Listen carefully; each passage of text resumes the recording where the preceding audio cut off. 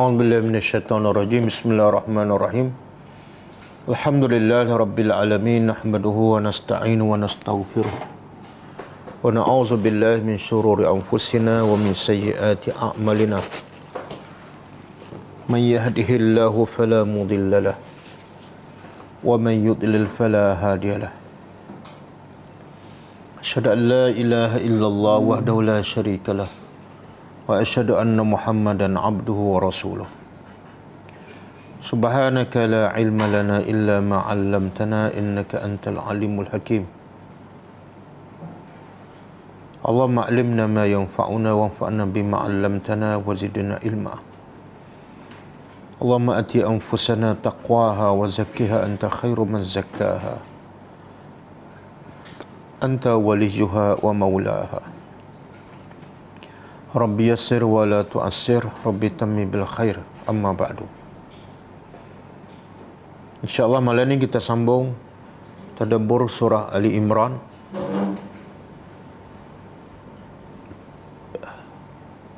Ayat 54. Sebelum tu kita tengok pengajaran ayat yang lepas.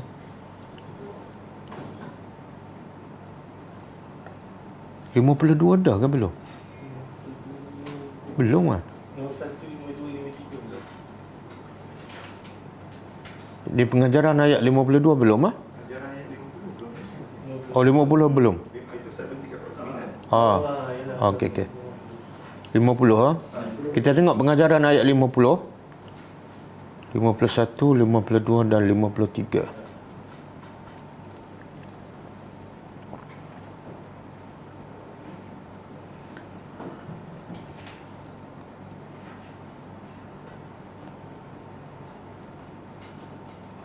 Ayat 50. A'udzubillahi minasyaitonirrajim. Wa musaddiqan lima baina yadayya minat Taurah wa liuhilla lakum ba'dal ladzi hurrima 'alaikum wa ji'tukum bi ayatin min rabbikum fattaqullaha wa ati'un.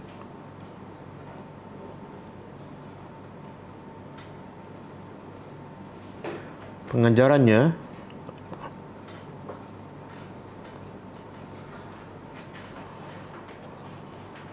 pengajaran ayat 50 ataupun kita gabung sekali dengan ayat 51. Innallaha rabbi wa rabbukum fa'buduhu hadza siratum mustaqim. Jadi pengajaran untuk dua ayat ayat 50 dan 51. Pertama, sesungguhnya Isa ibnu Maryam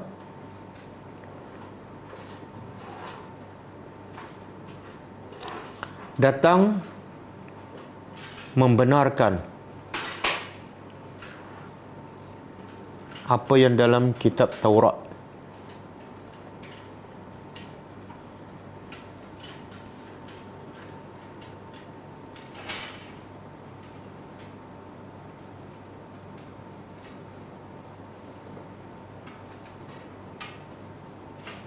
Kerana Nabi Isa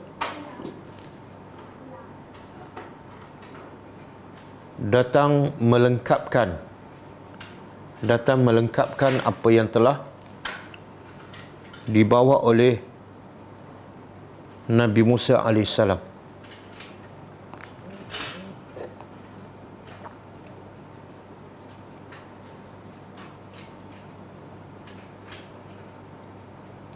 Yang kedua, sebagaimana berlaku nasakh dan mansukh dalam Al-Quran, begitu juga berlaku dalam kitab-kitab dahulu.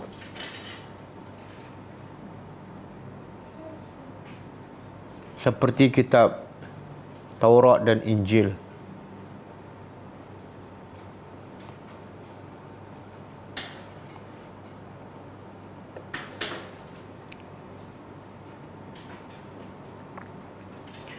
Yang ketiga,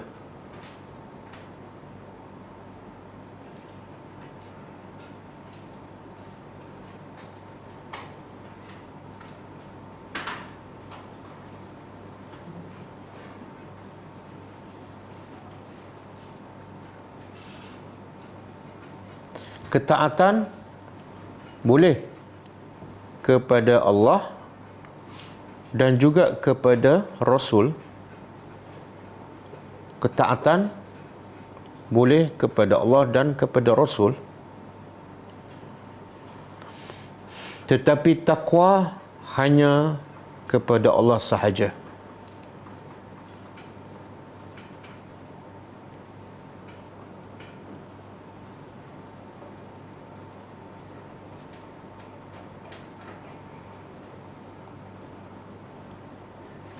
Yang keempat, Nabi Isa adalah hamba yang menyembah Tuhan yang satu. Dan dia bukan Tuhan.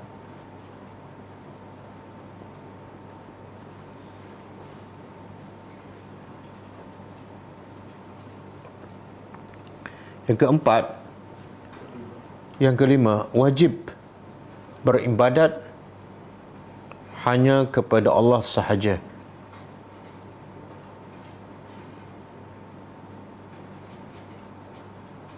Dan maksud ibadat ialah melakukan apa sahaja yang Allah suka dan redha,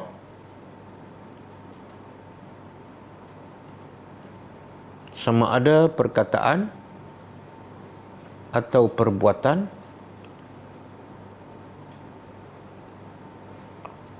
sama ada yang zahir atau yang batin, dengan penuh rasa cinta kepada Allah dan keagungannya.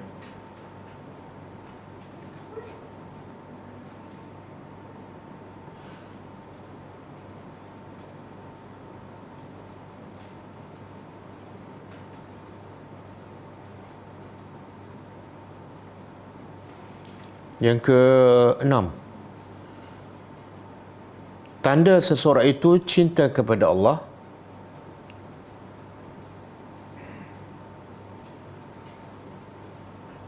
dia akan mengikuti perintah Allah dengan senang, mudah dan seronok.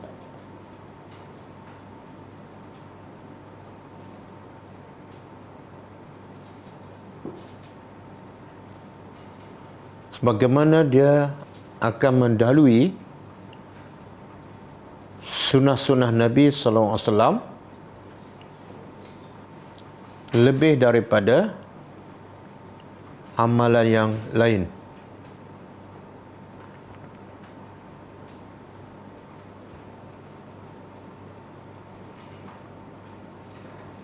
Okey, ayat 52. Falamma ahassa Isa minhumul kufra qala man ansari ila Allah qala al-hawariyuna nahnu ansarullah amanna billahi washhad bi anna muslimun. Pengajarannya,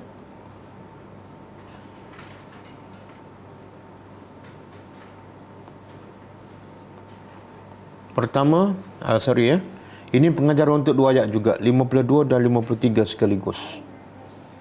Ayat 53, Rabbana amanna bima anzalta wattaba'na ar-rasul faktubna ma'as syahidin. Di pengajaran untuk dua ayat 52 dan 53. Pertama, kedegilan Bani Israel yang tetap tidak beriman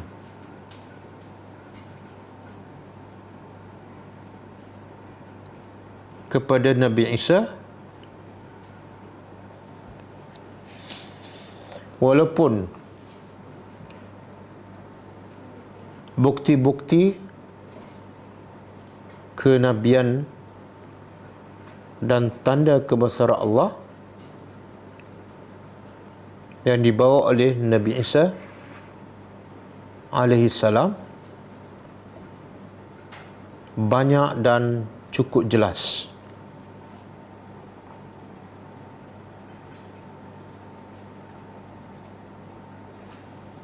Yang kedua,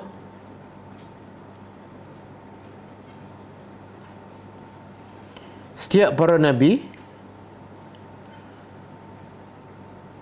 ada pengikut yang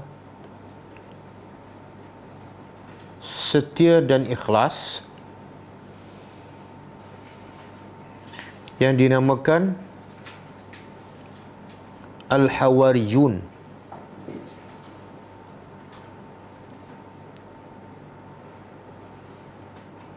Dan ada pengikut yang berpura-pura, yang bersifat seperti munafik.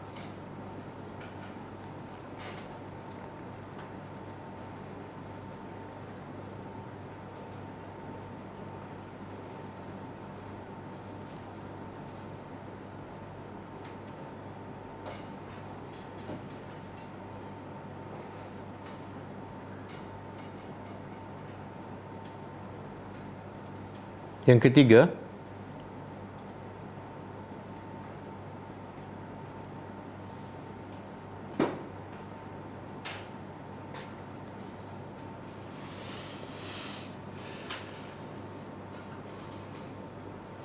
hanya pengikut yang setia dan ikhlas sahaja yang akan terus bersama para nabi dan dakwah,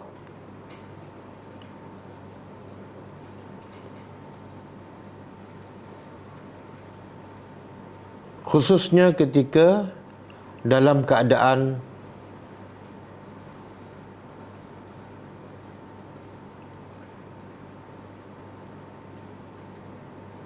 tekanan yang besar dan berat.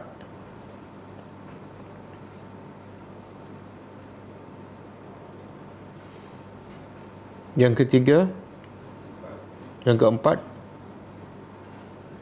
semua para rasul salawatullah alaihim, semua para rasul salawatullah alaihim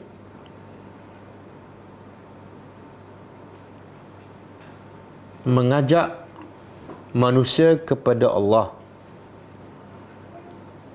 bukan kepada diri mereka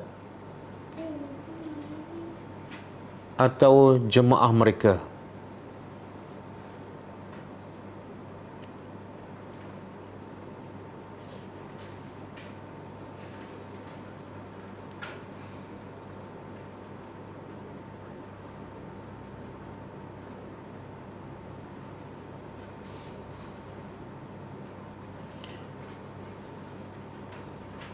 Semua para rasul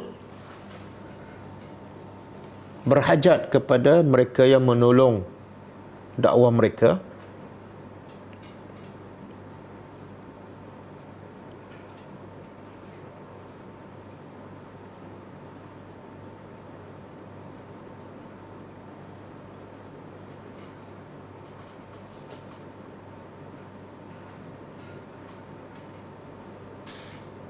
bahkan setiap orang yang mengaku beriman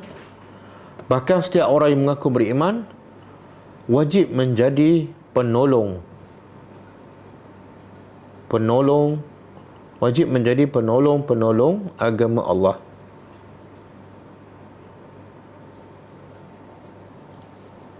Di setiap masa dan tempat.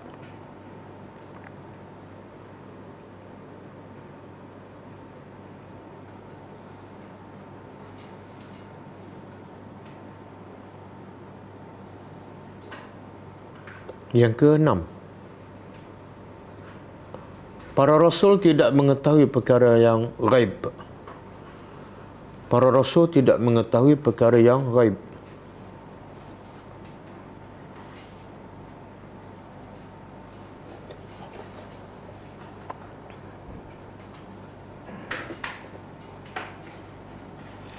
Maka sesiapa yang mendakwa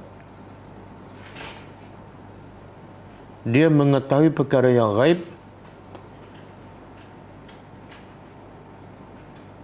dia adalah penipu.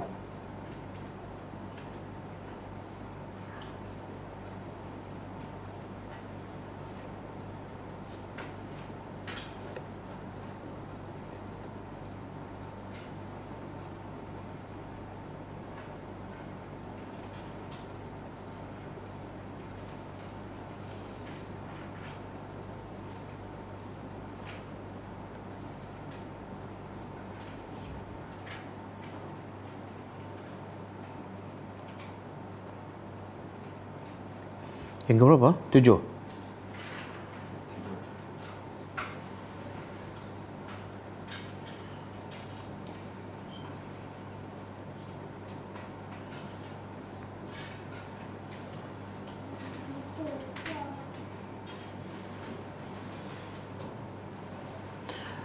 Dakwaan beriman sahaja, dakwaan beriman sahaja tidak cukup.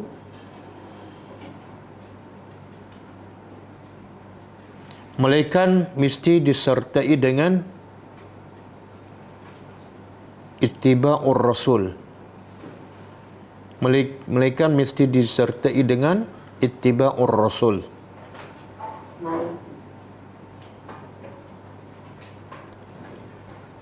Atau amal soleh.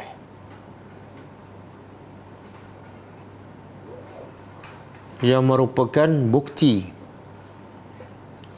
iman seseorang.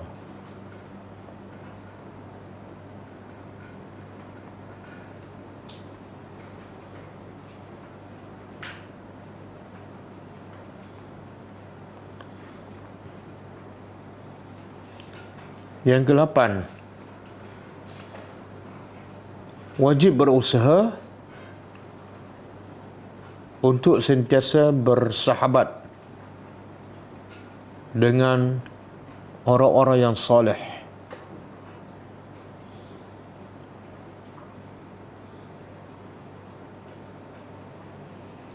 Yang akan mengingatkan kita bila kita lupa,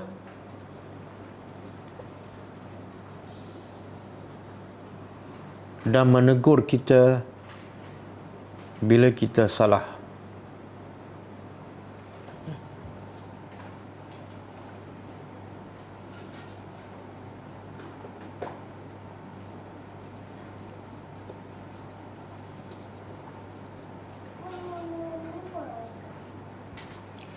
Okey, kita sambung tadabbur.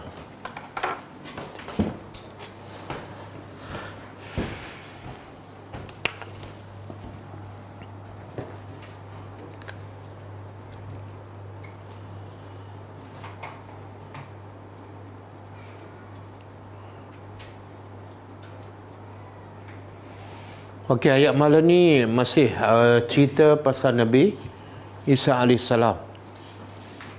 Kalau ayat sebelum ni Nabi Isa menceritakan setelah dia merasakan bahawa ada pengikut-pengikut dia yang dah nampak macam kufur kepada Allah dan menolak dakwahnya.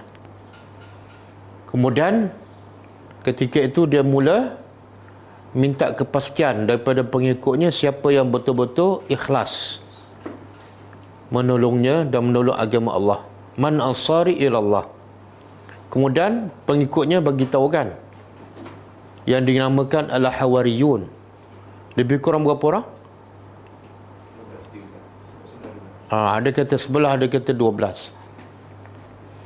Dan lepas tu apa yang Nabi Isa rasa, iaitu ramai yang pengikut dia adalah kufur, memang betul, dan akhirnya yang kufur itu mula merancang untuk membunuh Nabi Isa AS. Ayat malam ni Allah kata a'udzubillahi minasyaitanirrajim wa makaru, dan mereka merancang.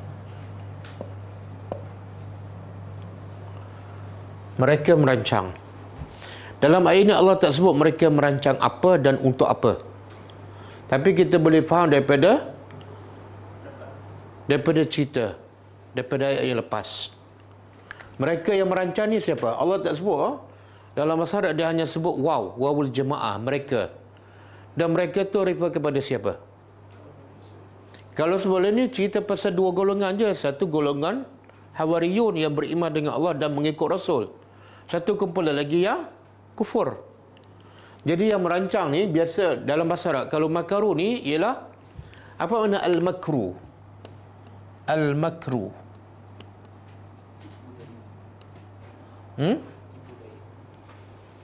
Tipu daya dalam bahasa Arab, bazlu al-asbab al-khafiyah li'iza'il ghair, iaitu berusaha mewujudkan sebab-sebab yang tersembunyi untuk menyakiti orang lain. Itu definisi al-makruh. Buat apa saja perancangan ataupun sebab-sebab secara tersembunyi. Tujuannya untuk menyakiti orang lain, nak membunuh ke, nak merompak ke, itu dah panggil al-makruh. Tipu daya ataupun perancangan jahat. Jadi mereka merancang kejahatan. Maka siapa? Siapa mereka tu? Tentulah pengikut Nabi Isa yang tak beriman. Dan dia juga mengatakan itu adalah orang Yahudi. Tapi pengikut Nabi Isa lah. Sebab yang beriman hanya lebih kurang 11 ataupun 12 orang sahaja. Jadi mereka merancang apa dia? Untuk membunuh Nabi Isa. Ada dalam tafsir mengatakan yang kafir kepada Nabi Isa ni begitu pada raja ketika itu bahawa Nabi Isa ni dah kufur bagi mereka, bahawa agama baru adalah menyimpang, murtad. Jadi akhirnya raja bagi arahan kepada tentera untuk membunuh Nabi Isa AS. Dan ada yang mengatakan yang merancang ni ialah pengikut Nabi Isa yang kufur tu. Okey. Hadis itu ada pengajaran. Apa pengajarannya?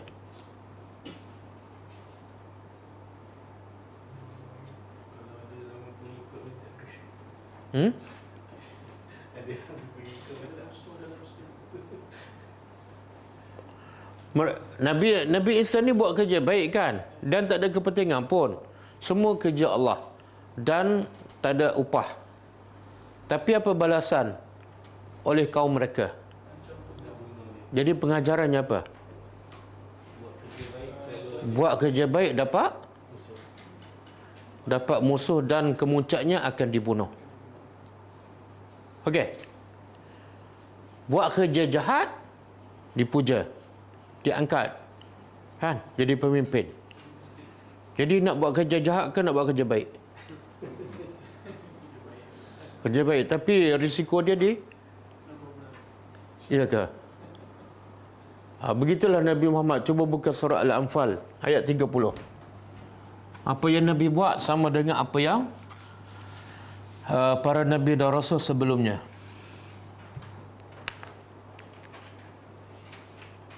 Surah Al-Anfal ayat 30. Wa iz kan? Wa iz yamkuru bikal ladzina kafaru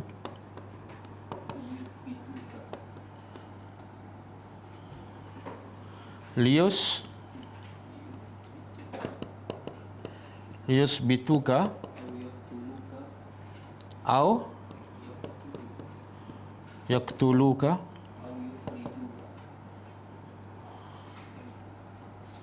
au yukhrijuka.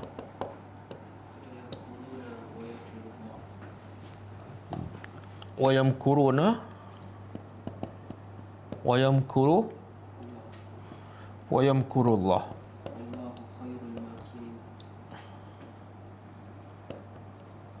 Wallahu khairul makirin. Okey, cuba tengok terjemahan dia. Wa'is. Apa makna wa'is? Dia bila sebut is tu ada perkataan yang Allah tak sebut, iaitu uzkuru. Ingatlah. Ingatlah hari kamu. Apa dia? Cerita ni. Mana Allah suruh siapa ingat ni? Kita lah, kita yang baca Quran. Ingat oleh kamu ketika mana yamkuru bika. Yamkuru daripada makara. Kalau makara fi'il madhi, kalau yamkuru fi'il mudhari'. Ingatlah ketika mana orang-orang kafir sentiasa merancang kejahatan bika kepada engkau, wahai Muhammad. Ini orang yang paling mulia di sisi Allah. Tapi apa yang dilakukan oleh orang kafir, mereka sentiasa merancang. Ini fi'il mudhari', 24 jam, bukan bermusim. Liyusbituka, pertama untuk yusbitu apa dia? Mereka menangkap engkau. Au yaqtuluka, ataupun mereka membunuh engkau. Au yukhrijuka, ataupun mengusir engkau.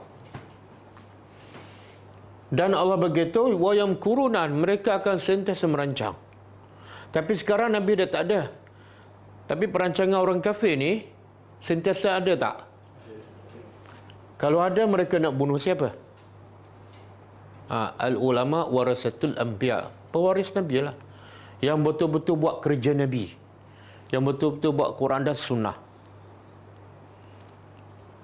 Dan mereka sentiasa merancang, dan Allah beritahu, wa yamkurullah wallahu khairul makirin.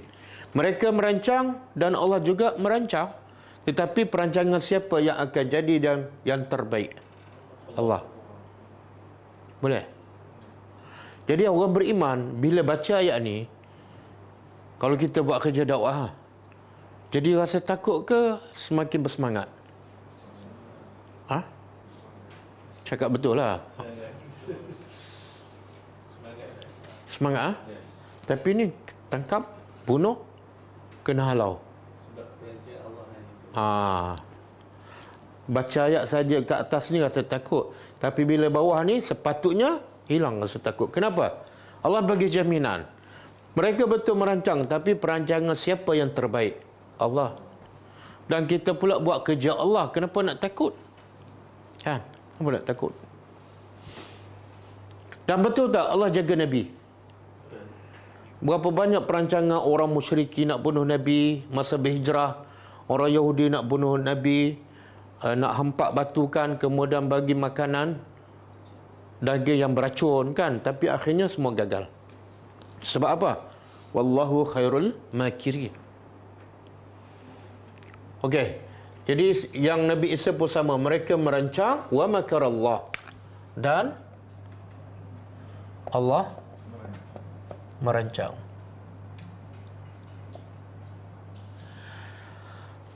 Kalau orang kafir, kita terjemah mereka merancang kejahatan, kan? Sebab al-makru ni sebenar rancang sesuatu secara tersembunyi untuk melakukan kejahatan pada orang. Tapi bila makara ni disandar kepada Allah, kita nak terjemah apa?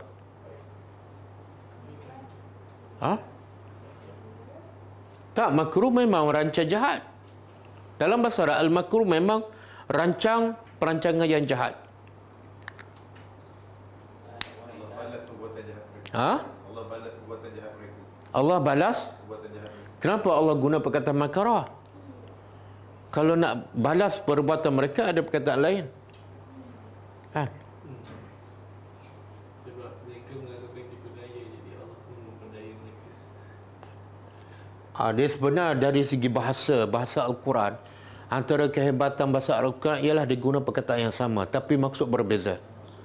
Bila kepada orang kafir, makna dia ikut asal bahasa tu. Tapi bila dia sandar kepada Allah, makna dia lain, iaitu Allah membalas tipu daya mereka. Tapi diguna perkataan sama supaya nampak bahasa Al-Quran tu cantik. Macam Allah kata dalam surah Baqarah, "Faman i'tada siapa hafal surah Baqarah? "Faman i'tada 'alaikum fa'tadu 'alaihim bimisli ma'tada 'alaihim." Surah Al-Baqarah ayat berapa?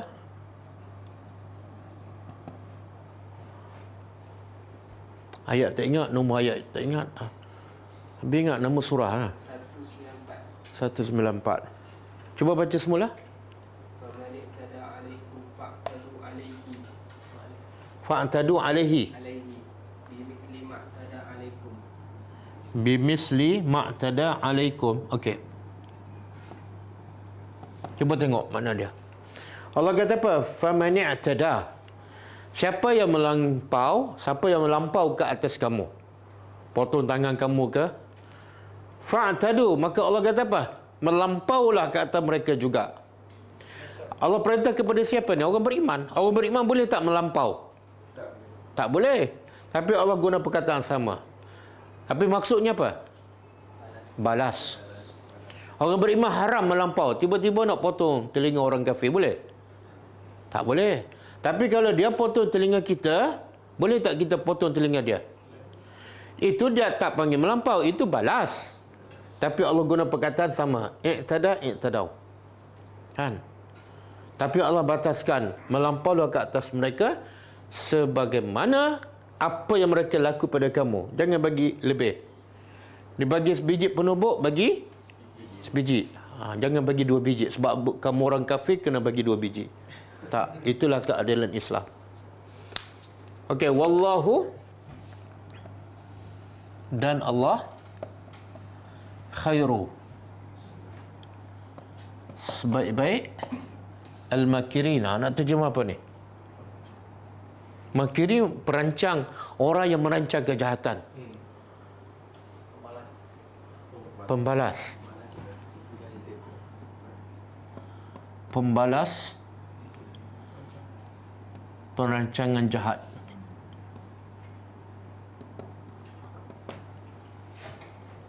Okey. Jadi bila dengar ayat ujung ni, orang beriman tak akan takut. Kenapa nak takut? Kan? Jadi siapa yang merancang? Orang. Jadi siapa merancang? Allah. Mana mungkin kita takut pada makhluk tapi tak takut pada pencipta makhluk? Mana kita ada masalah akidah. Okey. Dalam ayat ni, bahkan dalam ayat lain pun, Allah tak sebut detail bagaimana orang-orang pengikut Nabi Isa ni yang kafir merancang. Bagaimana mereka merancang. Tapi dalam tafsir disebutlah. Pertama, daripada Ibnu Abbas, bila mereka merancang untuk bunuh Nabi Isa, maka Allah pun bagi tahu kepada Nabi Isa. Dan Nabi Isa pun bagi tahu kepada Hawariyun, siapa yang bersedia untuk ditukar rupanya dengan rupa aku, kemudian dia akan dibunuh, dan kesudahannya dia akan bersama aku dalam surga. Sebab pengorbanan dia akan dibalas, akan bersama aku dalam surga. Iaitu Allah tukar rupa dia seperti rupa aku, dan akhirnya dia dibunuh. Siapa nak angkat tangan? Ada seorang Harawiyun angkat. Nabi Musa nak kepaskan, tanya sekali lagi, siapa nak ni? Orang yang sama. Tanya ketiga, orang yang sama. Maka kata Nabi Isa, okey, engkau yang terpilih. Dan ketika itu, lepas tu, orang-orang pengikut yang kafir ni masuk dan nampak rupa Nabi Isa, dia pembunuh.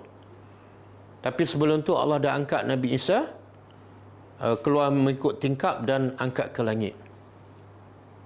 Itu pendapat yang pertama lah, pendapat Ibnu Abbas. Pendapat kedua, kerajaan yang zalim ketika itu menghantar pasukan tentera dan diketuai oleh seorang. Ketua ni bila dia masuk je, Allah tukar rupa dia. Tukar rupa Nabi Isa. Bila dia keluar, tentera yang di bawah dia nak bunuh dia. Jadi ketua ni kata apa? Aku ni bukan Nabi Isa, aku kawan kamu, aku ketua kamu. Bukan, kamu Nabi Isa. Lalu dibunuh. Jadi pendapat kedua, yang dibunuh siapa? Ketua tentera yang merancang. Inilah, mereka merancang nak bunuh, tapi Allah rancang apa dah? Yang dibunuh bukan Nabi Isa, ketua yang sepatut membunuh Nabi Isa. Pendapat yang ketiga, ada seorang Hawariyun, pengikut Nabi Isa, berkhianat. Dia bocorkan rahsia kepada pengikut Nabi Isa yang kafir ni. Dia kata, aku sanggup tunjuk pada kamu siapa Nabi Isa. Sebab bukan semua orang kenal rupa Nabi Isa. Dia akan tunjuk. Dia bagi isyarat lah. Kalau tangan aku tersentuh pada orang tu, itulah Nabi. Dan akhirnya Allah tukar rupa dia ni. Pengikut Nabi Isa yang khianat menjadi rupa Nabi Isa dan dia yang dibunuh. Dalam 3 pandangan ni, ulama tafsir mengatakan yang paling sahih lah apa yang disebut oleh Ibn Abbas, iaitu yang dibunuh ialah pengikut setia Nabi Isa. Semua tukar rupa. Kenapa pengikut setia yang berkorban? Kenapa tak biarkan, kalau kita ambil pendapat yang pertama lah, kenapa tak biarkan orang kafir je yang dibunuh?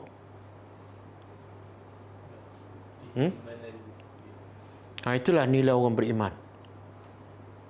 Allah nak bagi kedudukan tinggi, maka bayarannya pun mahal. Sama juga yang kisah dalam apa ni? Ashabul Ukhdud. Baru je beriman. Apa Allah uji mereka? Baru je beriman kan? Apa yang Allah uji pada mereka? Allah biarkan raja yang zalim gali parit yang besar, nyalakan api, kemudian Allah biarkan semua yang beriman terjun ke dalam api dan mati semua sekali. Allah boleh tak nak selamatkan mereka? Boleh je. Kan baru beriman, bagilah mereka belajar solat dulu kan? Kenapa?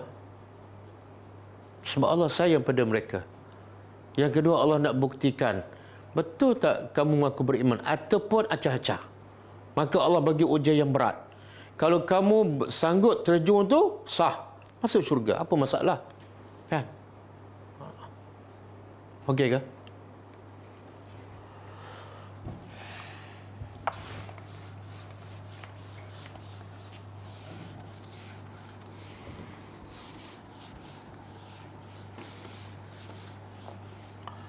Okey, kemudian izqala, ingatlah. Allah suruh kita sebut dan ingat lagi ni. Wajib ingat dan ambil pengajaran daripada kisah Nabi Isa. Ingatlah ketika qala Allah berkata, Ya Isa, wahai Isa,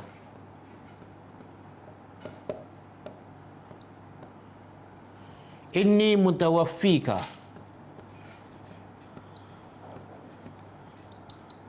sesungguhnya aku mutawaffika.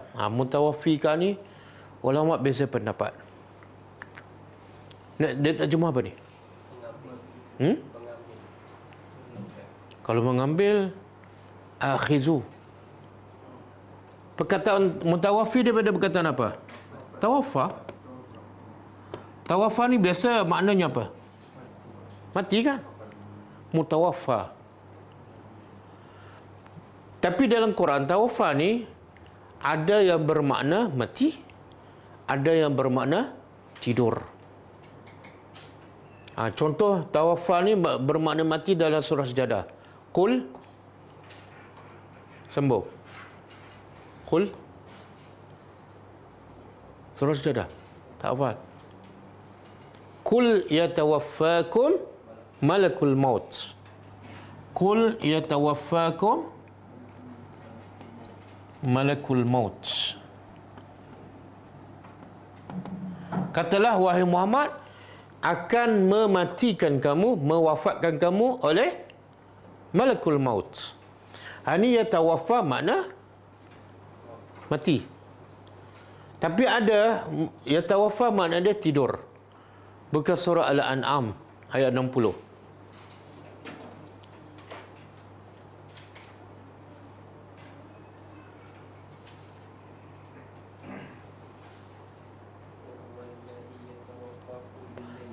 Wa huwa allazi yatawaffakum bil-laili wa ya'lamu ma jarahtum bin-nahar. Okey. Cuba terjemah. Wa huwa, dan dia, allazi yang yatawaffakum. Perkataan sama, yatawaffakum. Yang ni mana mati, yang ni mana tidur. Mana tahu? Dia yang menidurkan kamu bil-lail, waktu malam. Tidurkan waktu malam kan?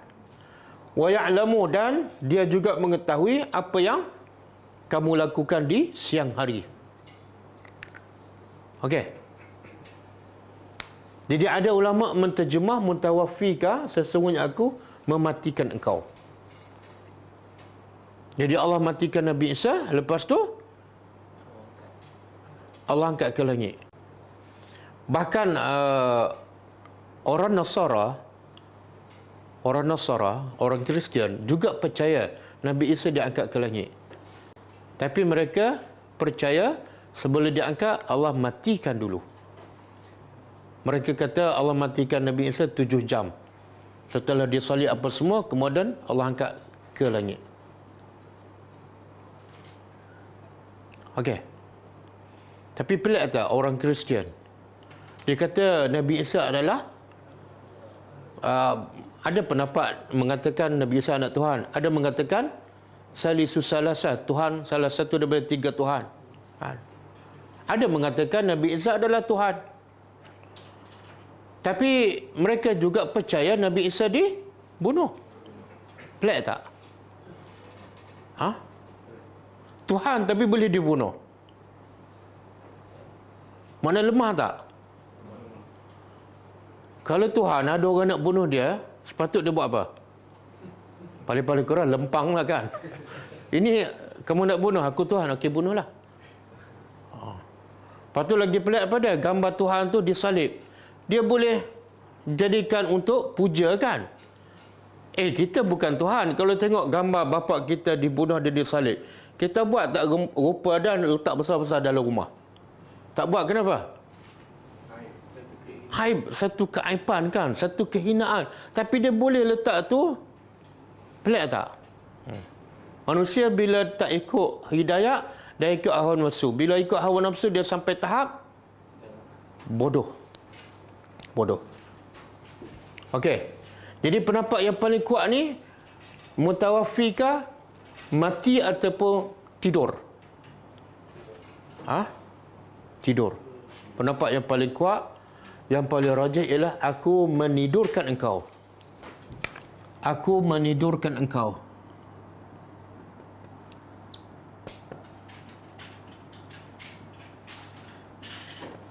Kita pun biasa tak mati? Biasa mati. Bila? Berapa kali dah mati? Tengok IC lah berapa tahun dah umur kan? Maknanya sebab itulah kita baca doa apa dia sebelum tidur? Bismillahumma amutu. Dengan nama engkau aku mati. Kemudian bila bangun, alhamdulillah allazi ahyana ba'dama, segala puji bagi Allah yang menghidupkan aku setelah engkau mematikan. Jadi tidur tu sebenarnya adalah mati. Tidur mati kecil dan mati tu adalah tidur besar. Betul kan? Kalau kita mati, sebenarnya mati ke tak? Tak mati. Kan kita disoal dalam kubur. Mana mungkin orang mati disoal? Itu adalah tidur yang besar. Okey. Jadi aku mematikan engkau. Aku menidurkan engkau. Kenapa Allah tidurkan? Lepas tu Allah kata apa? Wah kat sini Rafiq situ. Saya tak tahu ni khak apa tak tahu. Sinilah. Dan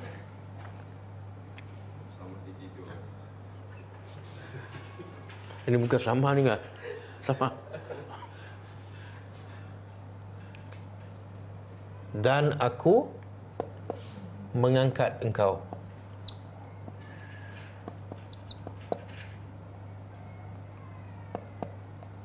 Ilayya, kepadaku.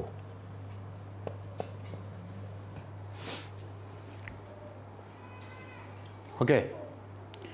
Jadi lepas Allah tidurkan, Allah angkat. Kan? Kenapa tidur dulu baru angkat? Boleh tak Allah nak angkat Nabi Isa dalam keadaan dia sedar? Boleh kan? Kenapa tidur?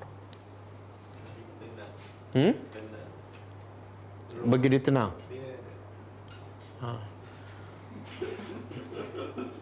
Kita mana nak kalau dia beri pilihan ya?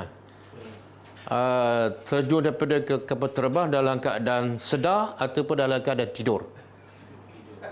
Tidur. Kenapa? Gayat kan? Itu nak turun. Ini nak naik ke langit kan? Macam-macam benda dia nampak.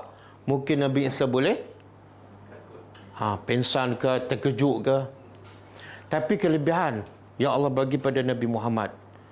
Nabi Muhammad masa Allah angkat ke langit ketika malam Isra dan Mi'raj, masa tu Nabi sedar ke Nabi tidur? Itu kelebihan kepada Nabi Muhammad. Adapun Nabi Isa Allah angkat dalam keadaan tidur. Okey, kemudian lepas Allah tidurkan, Allah angkat. Rafi'u apa makna rafi'u? Rafa'a angkat. Dan angkat kepada aku. Kenapa angkat? Angkat kepada aku. Kenapa tak bawa kepada aku? Kan Allah di mana-mana. Allah di mana-mana ke Allah di atas? Siapa yang mengatakan Allah di mana-mana bercanggah dengan ayat ni? Kalau Allah di mana-mana, apa perlu Allah angkat kepadanya? Rafi'u mana angkat? Betul? Kerja mudah, pas je. Kenapa nak angkat? Ayat ni betul-betul menjelaskan bahawa Allah di langit, di atas. Okey. Yang lagi tu apa dia? Allah tak bertempat. Habis angkat ke mana ni? Kan? Wa mutahhiruka, dan mensucikan engkau. Bila sebut mensucikan, makna suci mesti daripada apa?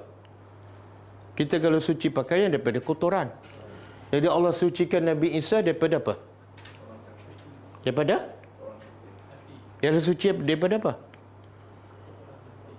Adakah kotoran fizikal najis? Tak. Iaitu kotoran maknawi yang tuduhan fitnah yang dilempar oleh orang kafir kepada Nabi Isa. Apa dia? Dia ni anak zina, maknya penzina, dia adalah pendusta. Itu semua lemparan dari segi maknawi. Maka Allah bersihkan. Semua tu tidak ada pada Nabi Isa. Jadi Allah kata, Allah membersihkan Nabi Isa minal lazina kafaru, dari orang-orang kafir.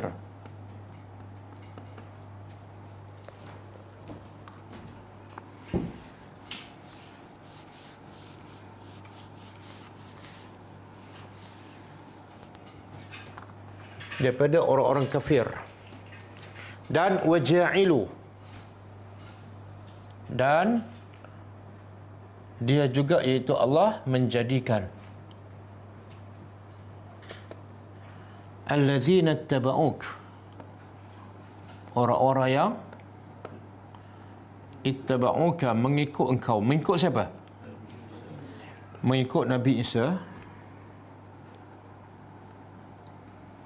Fauqa, di atas allazina kafaru, orang-orang kafir. Sampai bila ni? Ila, sehingga yaumil qiyamah, hari kiamat.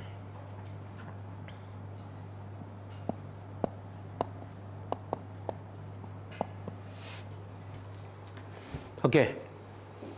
Berapa ni? Satu, Allah mewafatkan,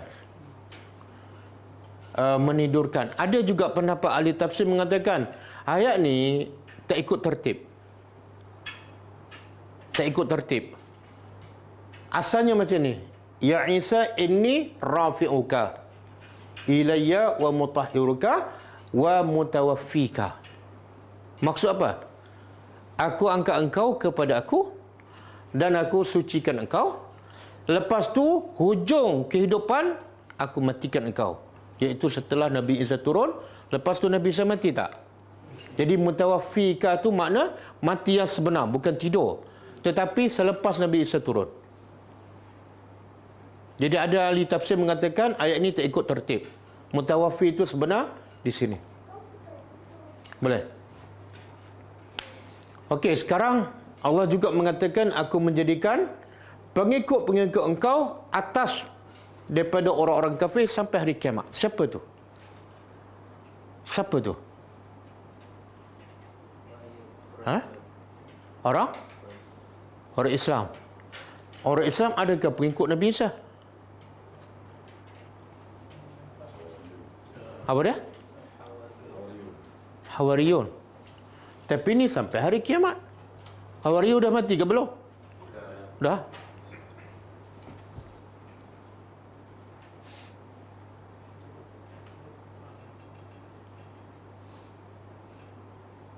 Ya.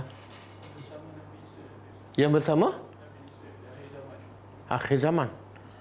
Adakah itu pengikut Nabi Isa ataupun pengikut Nabi Muhammad? Pengikut Nabi?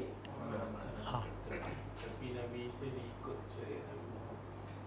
Ada pendapat mengatakan pengikut engkau ni ialah bila Nabi Isa turun akhir zaman, orang ikut Nabi Isa. Dan Nabi Isa pula ikut syariat Nabi Muhammad. Boleh faham? Satu. Yang kedua, pendapat kedua, yang mengikut engkau ni ialah orang yang ikut engkau, lepas tu dia beriman dengan Nabi Muhammad. Kalau betul orang tu ikut engkau, bila datang Nabi Muhammad, dia akan ikut Nabi Muhammad. Itu makna ikut engkau. Kan? Kalau mendakwa ikut engkau, atau bila datang Nabi Muhammad, dia tolak Nabi Muhammad, itu bukan ikut engkau. Itu menipu. Boleh faham? Jadi maksudnya apa? Semua yang ikut Nabi Muhammad, pengikut Nabi Isa. Kita beriman tak dengan Nabi Isa? Beriman. Cuma kita ikut syariat Nabi Muhammad. Jadi orang ni yang mengikut Nabi Muhammad, yang mengikut syariat Nabi Muhammad, fauqa, mengatasi orang kafir sampai hari kiamat. Okey. Bentuk mengatasi itu macam mana? Adakah orang Islam daripada Nabi Isa sampai sekarang sentiasa di atas, orang kafir di bawah?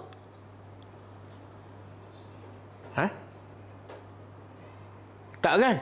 Tak. Orang Islam sekarang boleh kata semua di bawah, orang kafir di atas. Pendapat ahli tafsir mengatakan di atas di sini ialah yang mengikut syariat Nabi Muhammad, yang mengikut Islam sentiasa di atas, menang dari segi hujah. Orang Islam tak pernah kalah bila berhujah. Tapi dari segi kuasa, dari segi ekonomi mungkin kalah. Tapi kalau berdebat ke berhujah, kita tak akan kalah. Sebab kita bawa kebenaran daripada Allah. Betul kan? Contoh macam Dr. Zakir Naik kan, berdebat biasanya kalah orang kafir. Okey. Jadi orang kafir ni kalau berlawan dengan hujah dia akan kalah. Tapi bila berlawan dengan kuasa, kita kalah lah. Dan orang beriman yang benar-benar boleh menguasai orang kafir bila? Orang Islam benar-benar boleh menguasai orang kafir. Benar-benar berada di atas. Orang kafir benar-benar berada di bawah. Bila tu? Hari kiamat. Ada dalil?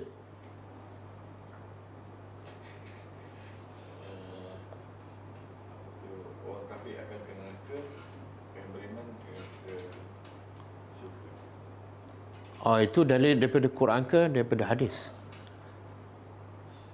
Bukan dalil spesifik, dalil kesimpulan. Kesimpulan. Kesimpulan tu daripada Quran ke daripada hadis? Quran ayat berapa, surah apa?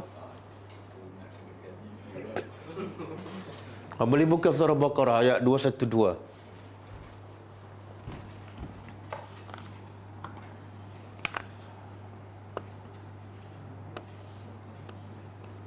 Surah Baqarah. Zuyyina lillazina kafaru Zuyyina lillazina kafarul hayatu ad-dunya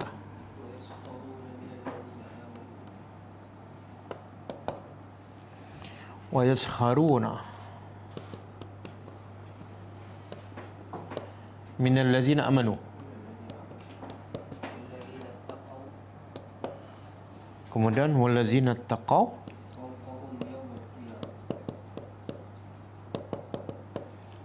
فوقهم fawqahum يوم القيامة yaumal qiyamah.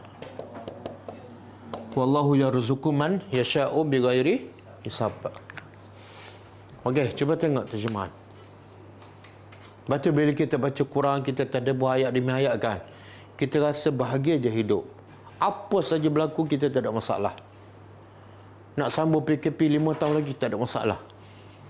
Kan? Sebab apa? Sebab Nabi Yusuf dalam penjara berapa tahun? Berapa tahun Nabi Yusuf dalam penjara?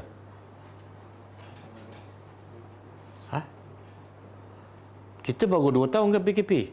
Nabi Yusuf lagi lama. Dan PKP Nabi Yusuf lagi sempit. Tak boleh keluar daerah ke, tak boleh keluar negeri. Tapi bahagia tak Nabi Yusuf? Dia buat tak kerja dakwah dalam penjara? Kita bila PKP je tak buat. Sebelum PKP memang dah tak buat dah. Betul? Jadi masalah kita bukan PKP. Masalah kita ialah kita di PKP-kan oleh syaitan. Okey, zujina telah dihias kepada orang kafir.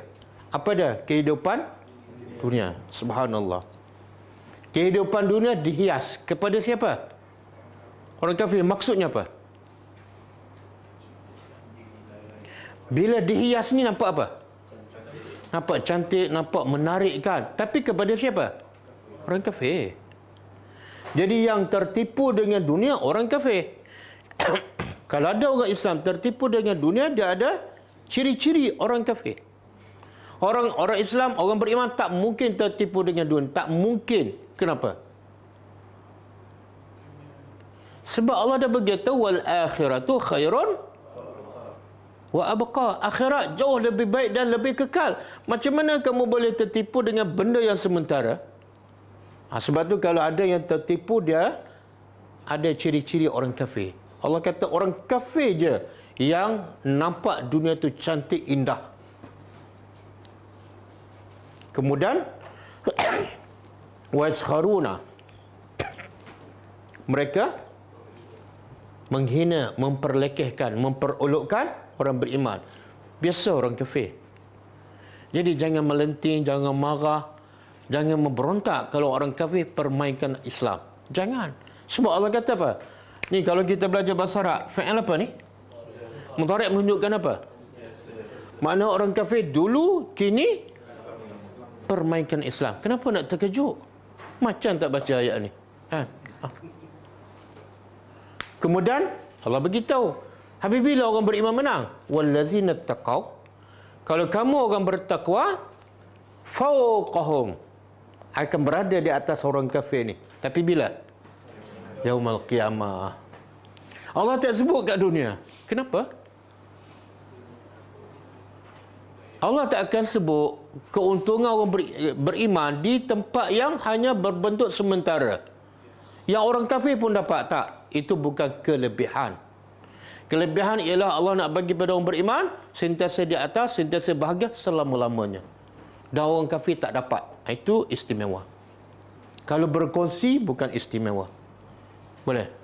Jadi kita baca ayat ni bila kita hidup sedih, bila kita hidup miskin, kita hidup dihina, patut tak kita sedih? Tak patut.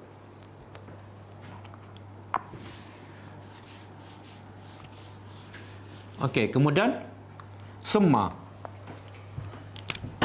Kemudian ilayya, kepadaku, marji'uku. Marji' apa mana? Tempat. Dia ada raja'ah. Raja'ah apa mana? Raja'ah fi'il madhi. Kalau masdar dia rujuk, kan? Dah jadi bahasa Melayu kan? Bila bercerai, rujuk kembali. Dia ambil bahasa Arab, dia terjemah, lepas tu dia pakai dua-dua. Rujuk kembali. Jadi berapa kali kembali? Kali. Mana cerah balik itu? Okey. Jadi bahasa Arab senang je. Kalau raja'ah, kembali.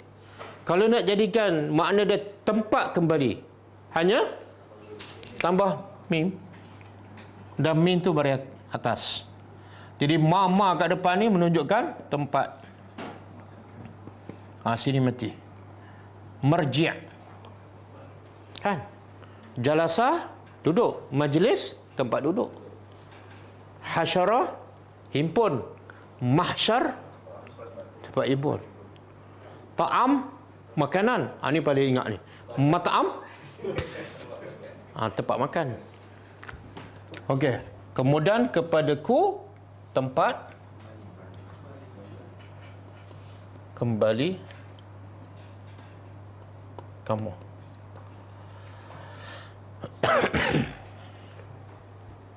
Bila kita baca ayat ni, sepatut orang beriman apa dah? Tak fikir dah nak balik. Tak fikir dah nak kumpul duit ke dekat dunia kan. Sebab apa? Kumpul banyak mana pun, akhirnya balik pada Allah. Dan bila balik, semua tak bawa. Kecuali iman dan amal. Fa'ahkumu. Lalu, ataupun maka, ahkumu. Aku menghukum.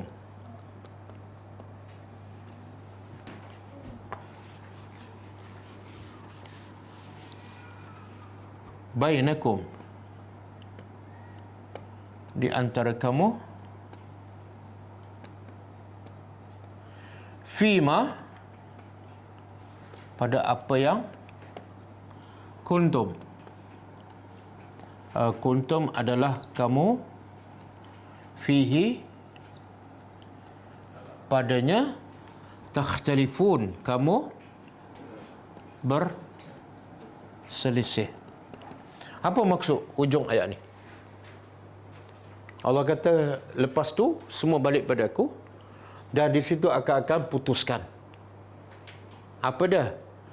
Terhadap perkara yang dulu kamu sibuk, sentiasa berbeza, sentiasa berselisih. Dalam konteks cerita Nabi Isa ni, biasa orang berselisih tentang apa? Orang beriman dia kata, Isa adalah Abdullah wa Rasuluh. Orang Nasrani kata, orang Nasrani pun ada berbagai pendapat. Ada mengatakan Nabi Isa Tuhan. Ada juga mengatakan Isa anak Tuhan. Ada juga mengatakan Isa adalah Salisus Salasah, Trinity kan. Jadi mereka pun berselisih.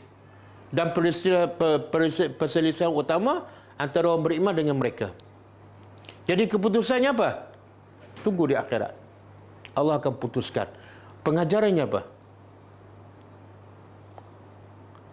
Apa yang Allah nak sampaikan bila Allah kata, yang kamu selisih tu, aku akan putuskan di akhirat. Pengajaran untuk kita apa?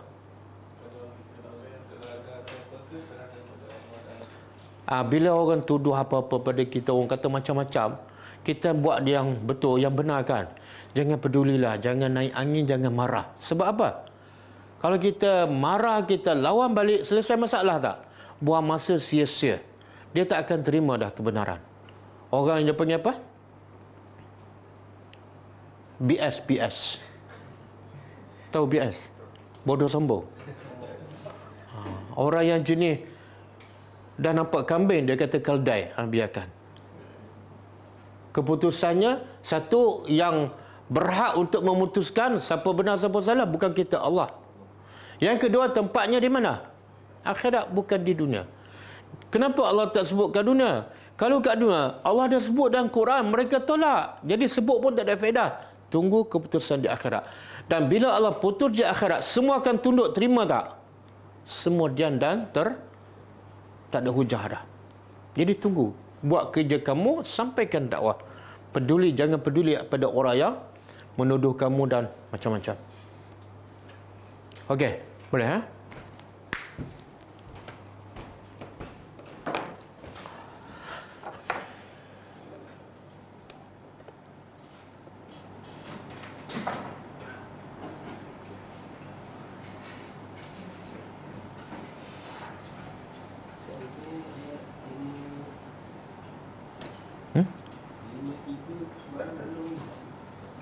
53 belum? Dah? Kan?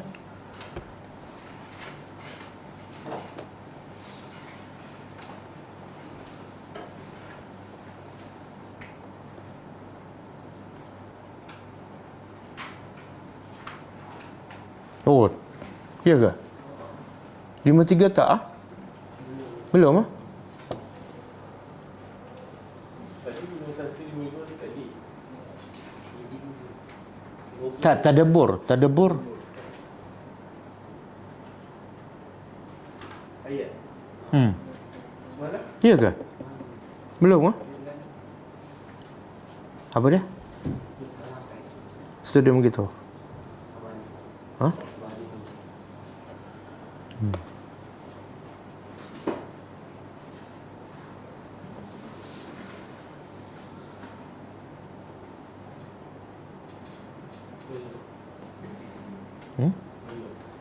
Belum ah?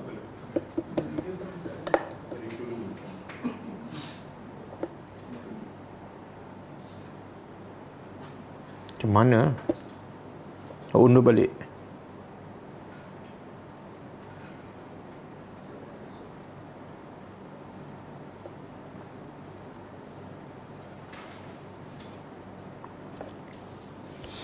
Ingat besok kita buat besok kok. Besok kita mula dengan ayat 53. Mungkin 10 minit kan, 15 minit. Lepas tu kita potong. Lepas tu kita mula kuliah baru ayat 56. Kan?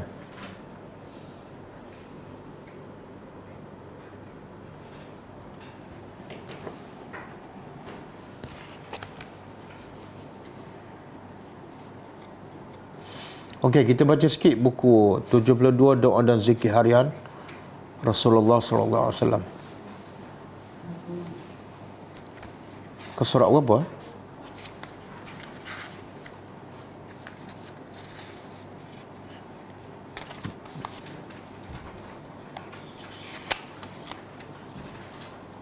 Doa ziarah kubur. Doa yang ke-64. Muka surat 52.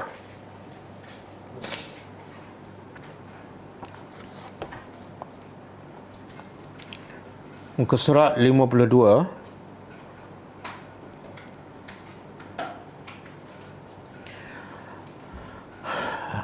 Bila kita ziarah kubur, mungkin tak ramai yang baca doa ni, kan? Bagi salam. Biasa orang kita bila ziarah kubur dia baca Al-Fatihah, kan? Yang rajin lagi dia baca apa? Surah Yasin. Dua-dua bukan daripada sunnah Nabi. Agama ni mudah, tapi perangai manusia dia tak nak buat yang agama, bukan kerana yang agama tu susah, tapi tak sesuai dengan nafsu. Kadang-kadang yang sesuai dengan nafsu, yang lagi susah dia buat. Jadi yang simple je, Nabi bila pergi ke kubur, Nabi bagi salam, iaitu Assalamualaikum ahlad diyar minal mu'minina wal muslimin wa inna insya'allahu bikum lahikun. As'alullaha lana wa lakumul afiyah. Maksud dia, sejahteralah ke atas kamu wahai penduduk kampung, iaitu ahli barzakh, alam barzakh, daripada orang beriman dan muslim. Tak ada orang kafir. Orang kafir tak boleh kita bagi salam. Wa inna insya'allah, dan sesungguhnya yang bahagian mula-mula tu Assalamualaikum ahlad diyar minal mu'minina wa muslimin, itu faedah untuk orang mati. Dia pergi ziarah kubur ada dua faedah. Satu faedah untuk orang mati, yang kedua faedah untuk diri sendiri. Faedah untuk kita apa dah? Tazkirah. Nabi kata fazuruha fa innaha tuzakirukumul akhirah. Dulu aku larang kamu ziarah kubur, tapi sekarang ziarahlah. Sebab apa? Satu sebab, iaitu mengingatkan kamu kepada akhirat. Jadi bila tujuan untuk ingat kepada akhirat, untuk ambil peringatan, sepatut kita ziarah sekali setahun ke, sekali seminggu ke, sekali sebulan. Patut tak kita Dia sepanjang tahun kita banyak lupa akhirat. Lepas tu pergi ziarah kubur pula sekali setahun je. Okey tak? Sepatut kita selalu pergilah kan. Sekali sebulan ke, sekali seminggu ke. Dan waktu terbaik ialah malam, tengah malam tu. Pukul 12, pukul 1 kan. Nabi pernah ziarah kubur waktu malam. Ada satu malam Aisyah tersedar, raba-raba Nabi tak ada. Rupa-rupa Nabi pergi ke kubur. Makna Nabi pergi ke kubur tengah malam. Kita pergi dalam hari raya, siang hari, bawa family, berkela pula kat kubur kan. Bawa Pepsi apa semua. Dapat tak pengajaran? Tak. Lepas tu teringat pula, dia tak ambil pengajaran. Kadang-kadang orang kita pergi sebab apa? Kesian pada si mati tu, lama kita tak ziarah dia kan. Kesian Tok Wan kita ni. Dia sendiri kadang-kadang tak ambil pengajaran. Sebab waktu tu sangat tidak sesuai untuk ambil pengajaran. Iaitu hari raya. Biasa orang sedih ke orang gembira? Kan? Hari sedih, hari gembira tu dia nak bersedih kan. Ada 365 hari kan.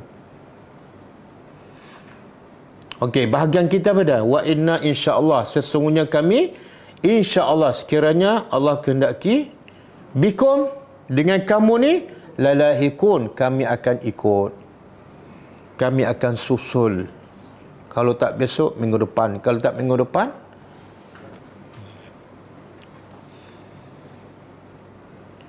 as'alullaha lana, dan ini doa untuk semua, faedah untuk semua, orang hidup dan orang mati.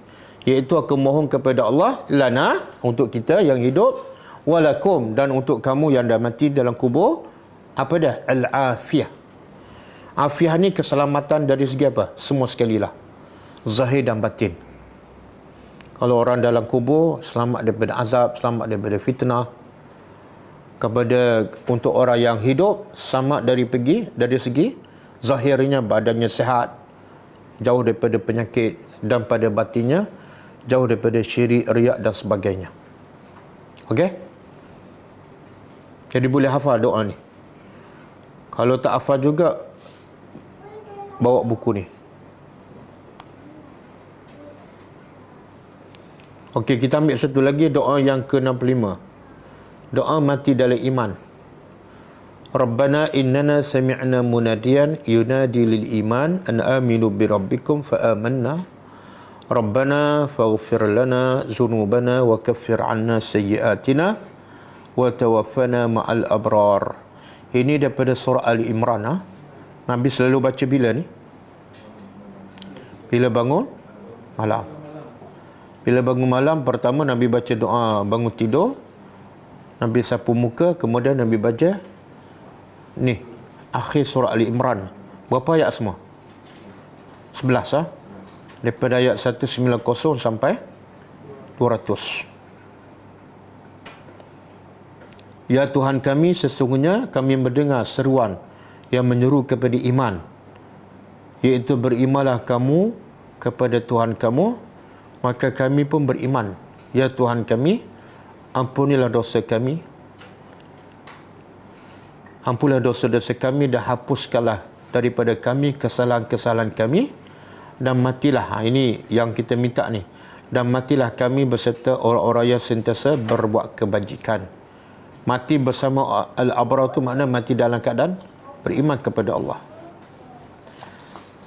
Dirangkum sekali dengan doa Nabi Yusuf yang juga minta mati dalam keadaan iman, iaitu fatiras samawati wal ard anta waliyyi fid dunya wal akhirah tawaffani musliman wa alhiqni bis salihin.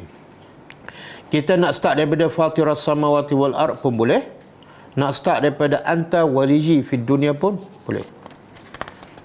Ya Allah, Tuhan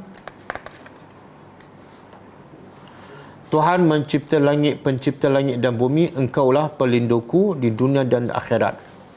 Matikanlah aku dalam keadaan Islam, dan gabungkanlah aku dengan orang-orang yang soleh. Cuba kita perhati, cuba kita renung. Siapa yang baca doa ni? Nabi Yusuf. Ada tak Nabi yang mati bukan dalam keadaan beriman? Tak ada. Semua para Nabi mati dalam keadaan beriman. Jadi kalau semua para Nabi mati dalam keadaan beriman, Tak minta pun tak apa. Betul? Tak baca doa ni tak apa. Tapi kenapa dia baca juga? Kita ni tak ada jaminan mati dalam beriman. Tapi kadang-kadang kita tak baca doa ni. Kenapa Nabi masih minta? Sedangkan semua Nabi memang akan mati dalam beriman. Bahkan semua Nabi dijamin masuk syurga. Apa perlu baca lagi doa ni?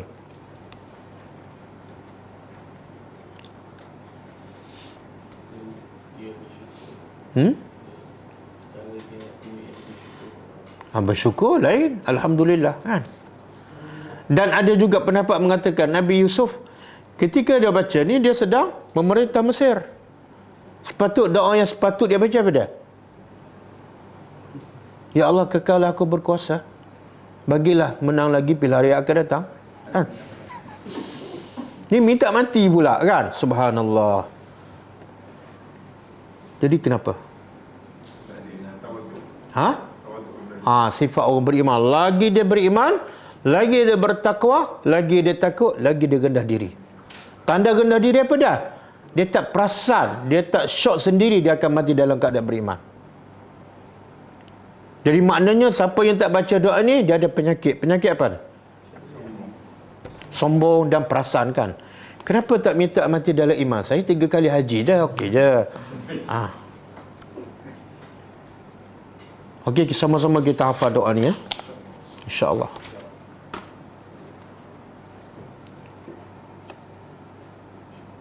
Okey, insyaAllah kita jumpa lagi malam besok.